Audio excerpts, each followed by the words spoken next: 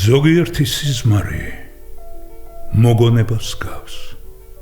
ზოგიერთი მოგონება კი სიზმარივით. სად მთავრდება სიზმარი და სად იწყება მოგონება. იქნებ სიზმარი დავიწყებული წარსული. სიზმარი თუ დავიწყებული მოგონება. ეს იყო ზღვასთან. მახსენდება ევკალიპტების კორომი, თოლიები, ვეებერთელა მედუზები, მანდარინების ბაღი, მინდა დავბრუნდე. მე შენ ერთ დროს მიყვარდი.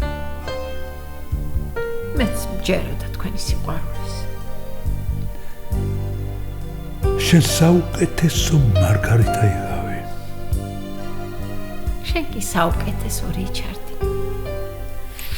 ნეტა რატომაა რომ ხანდახან ყველა დეტალი, ყველა სიტუაცია ცხოვრებისეულია, ყველაფერი იმდენად ახლოა სიმართლესთან, რომ თამაშიც კი ძალიან იოლია.